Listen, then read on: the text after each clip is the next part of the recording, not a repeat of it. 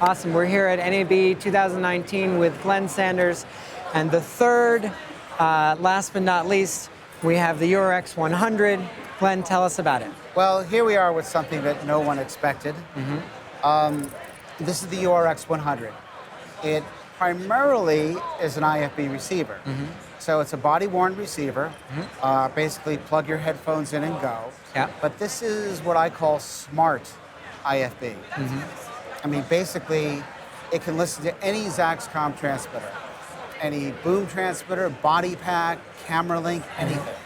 It's a stereo receiver with timecode.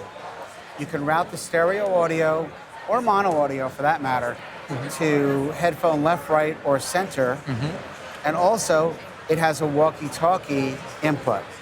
So I'm able to take a Motorola or any walkie-talkie for that matter, plug it directly in, and when I talk on a different walkie-talkie, it's received by this walkie, and the audio is mixed inside the IFB and sent to the headphones.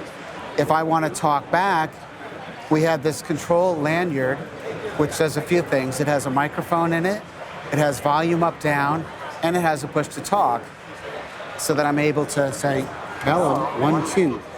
Here, let me hold that. So do that again. Put that on my mic. Hey, 1, 2, 3, 4. Whoop, feedback. Little feedback. So you have full walkie-talkie control, audio mixing. You can utilize, again, the stereo inputs. Let's say maybe one will be your regular feed from a sound card. The other one might be a private communications channel. You can set priorities for these things, and you can do that both locally and remotely through an app that we have. So that with this, let's say you want to make it so that someone from the sound department can listen to any transmitter with this, but maybe the director can only listen to the sound card. So he's not going to hear the actors, you know, directly. Right. And you can even set it up so that if the main recorder is in record, then he can hear the actors. But the moment they cut, then you can't hear the actors.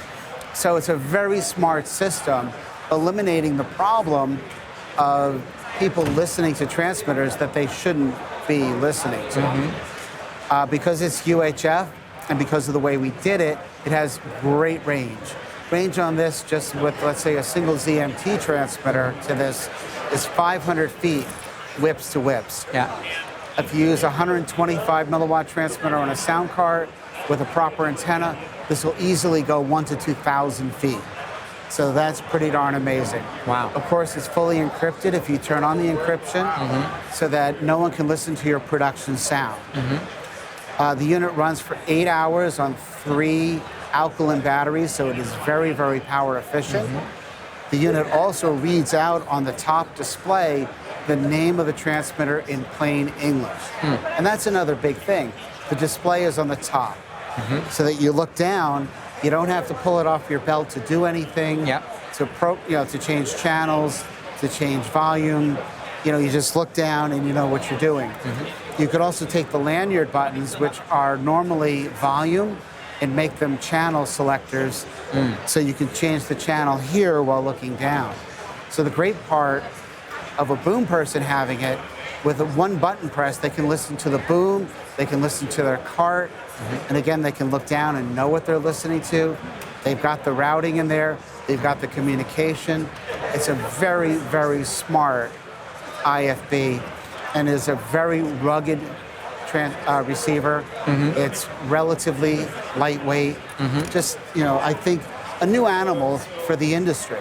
No one's ever done something with this kind of integration, and I'm very proud to be presenting it here at NAB for the first time. And it's got time code and all the things that the URX did? Absolutely, yeah. I mean, basically, you're able to have time code on the top display. A script supervisor has a whole button, so you have that as well. You also can use it as a camera link receiver.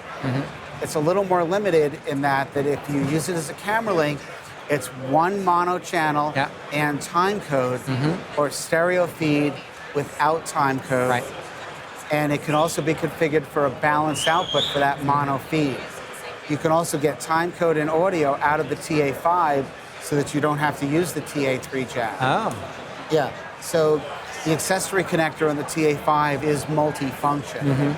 So to use this with a DSLR is, really sweet because it's small, it's got great battery life, and of course it has timecode.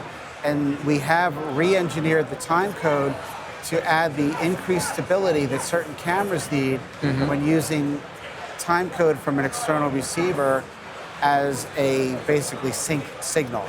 So the timecode on this is really super precise. okay. Let's do a quick little demonstration because we have this here, right? Sure.